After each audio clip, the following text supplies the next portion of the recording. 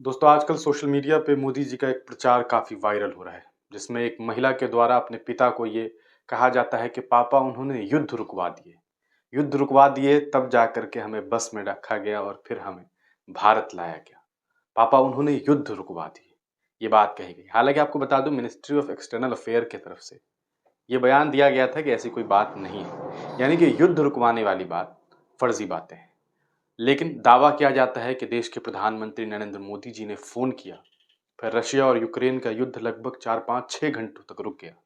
उसके बाद तमाम भारतीयों को वापस अपने मुल्क में बुला लिया गया और फिर से युद्ध शुरू हुआ, जो युद्ध आज तक जारी है। ये एक मज़ाक है, भद्दा मज़ाक है कि युद्ध रुकवा दिया गया। भद्दा मज़ाक क्यों है, इसके बारे में आपको बताऊं कि पूर्व में कई सारे वीडियो सोशल मीडिया पे वायरल हो रहे हैं, जिसमें देखा जा रहा है कि हमारे हिंदुस्तान के कुछ लोग, हमारे मुल्क के कुछ लोग जो हैं रशिया घूमने गए, तो कोई मजदूरी करने के लिए गया, कोई किसी जॉब के लिए गया, लेकिन वहाँ उन्हें घूमने के दौरान, उन्हें जॉब करने के दौरान, उनके अपने एक प्रोफेशन के दौरान उन तमाम लोगों को वहाँ से उठाया गया और यूक्रेन से युद्ध लड़ने के लिए उन्हें आगे कर दिया गया। सोचने वाली बात यह है कि इस पर हमारी गवर्नमेंट क्या कर रही है? आखिर ऐसा कैसे हो पा रहा है? किस तरह की डिप्लोमेसी है हमारे मुल्क के साथ रशिया का कि हमारे मुल्क के लोगों को वहां पर जंग लड़ने के लिए छोड़ दिया जा रहा है? उनके साथ क्या कुछ हो रहा होगा, इसका अंदाजा आप लगा सकते हैं। एक खबर अभी अल जज़ीरा के सामने आई है। ये खबर काफ़ी चौंकाने वाली है और परेशान करने वाली है, लेकिन शायद शायद हमारे भारत के कुछ लोगों को ये बात फिर भी समझ ना आए और उन्हें हजम ना हो ये बात, क्योंकि उन्हें लगेगा कि यार प्रधानमंत्री नरेंद्र मोदी जो युद्ध रुकवा सकते हैं, उनके रहते हुए ऐसा कैसे हो सकता है? लेकिन ऐसा हुआ है और ऐसा लगातार होता जा रहा है और न जाने आने वाले वक्त में क्या कुछ होने वाला है। लेकिन क्या फ़र्क पड़ता है? देश के लोग पूरी तरीके से अंधभक्त हो चुके हैं। हालात ऐसे हैं कि उन्हें किसी चीज़ से कोई मतलब नहीं रह गया है। देश में महँगाई हो, बेरोज़गारी हो, देश के लोग परेशान हों, बच्चे भूखे मर रहे हों, किसी को कोई फ़र्क नहीं पड़ता है। लेकिन जो हकीकत है, वो तो हम आपको दिखाएँगे। एक खबर अभी सामने आ रही है और ये खबर काफ़ी परेशान करने वाली है। आप स्क्रीन पर एक तस्वीर देख रहे होंगे। ये तस्वीर देखिए और साथ में अल जज़ीरा ने जो कोट किया है, इसे हम आपको दिखाते हैं। अब आप खुद सोचिए कि किस तरह के हालात हैं। Indians die fighting for Russia in Ukraine, leaving a trail of helplessness। सोचने वाली बात है कि रशिया और यूक्रेन के युद्ध में हमारे लोग क्या कर रहे हैं, भारत के लोग क्या कर रहे हैं। और आप सोचिए कि इंडियंस डाई, हमारे लोग मर रहे हैं, लेकिन देश को फर्क नहीं पड़ता है। देश की जो देश के हुक्मरान हैं, उन्हें फर्क नहीं पड़ता है। क्या आपको फर्क पड़ता है?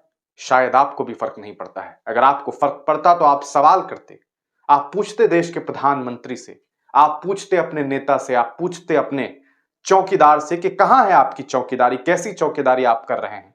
क्या आपकी चौकीदारी के वक्त में हमारे लोगों के ऊपर इस तरह के जुल्म हो रहे हैं? आप अंदाजा लगाइए कि हमारे लोग रशिया और यूक्रेन के युद्ध में मारे जा रहे हैं, वो युद्ध लड़ने के लिए जा रहे हैं। ऐसी कौन सी मजबूरी आ गई?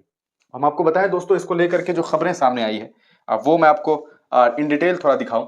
ये देखिए, अल जज़ीरा इंग्लिश ने एटलीस्ट 2 इंडियन, कम से कम 2 भारतीय men have been killed on the Ukrainian front line.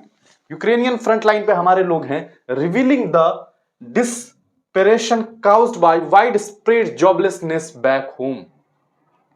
अंदाजा लगाइए कि क्या हालात है। इतनी बेरोजगारी, ऐसी बेरोजगारी कि हमारे लोग युद्ध लड़ रहे हैं, लेकिन यहाँ के लोगों को, यहाँ के हुक्मरानों को फर्क नहीं पड़ रहा है और हमारे लोग मारे जा रहे हैं। ये आप देखिए, कमेंट सेक्शन अगर आप देखना चाहें वो भी देख सकते हैं। It's not possible because India is in American club. ये पॉसिबल नहीं है क्योंकि इंडिया जो है अमेरिकन क्लब में है, ये बात कही जा रही है। They died fighting for freedom. गजब बात है, फ्रीडम के लिए around 400 Indian nationals are fighting front line in Ukraine. एक शख्स है एमएस शेखन, उनके द्वारा ये दावा किया जा रहा है कि लगभग 400 लोग हैं, mostly duped to be cooks और helpers for Russian army. They knew what they were signing up for, a missile strike can hit anywhere.